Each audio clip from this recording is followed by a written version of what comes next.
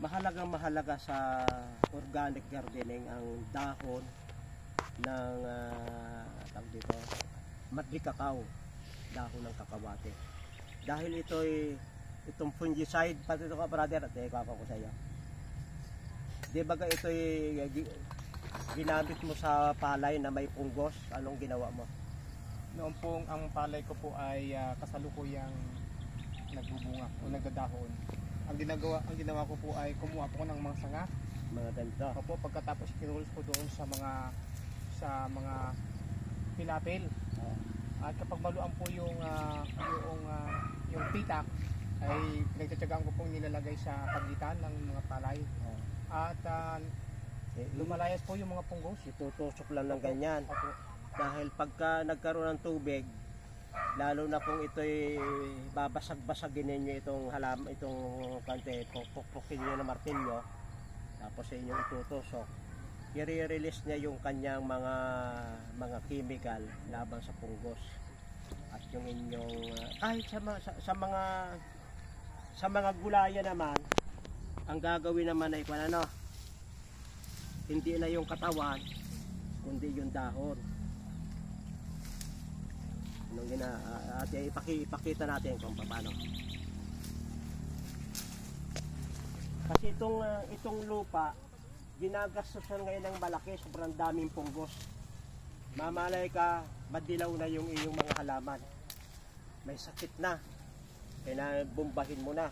Samantalang ang gamot lamang ay itong dahon ng kakawate.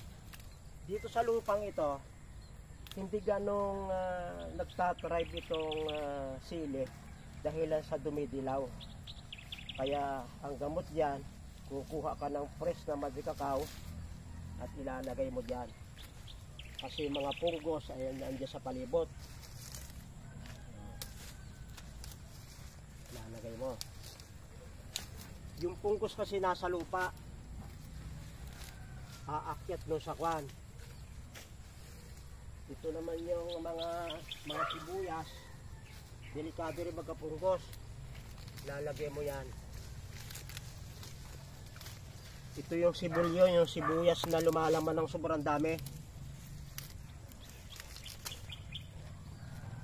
Huwag makapal dahil iinit yan. Pagka ganyan lang ang kapal niyan, hindi yan iinit. At yung dahon, mapapanatili ninyong maganda. Saka abono yan.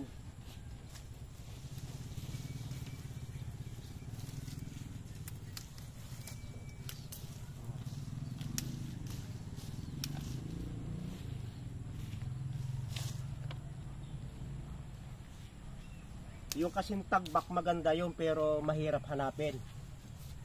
Hindi kagaya nito na available kahit saang Mugway Garden, mahihingi lamang ninyo. At ito yung aming ginagawa, oh. Ito ay sibuyas na nakatanim lang sa ganito. Yan ay mapupuno ng laman.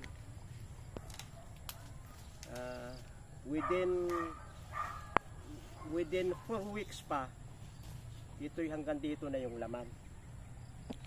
Para hindi madali ng punggos, nilalagyan namin ng ganito sa pagitan.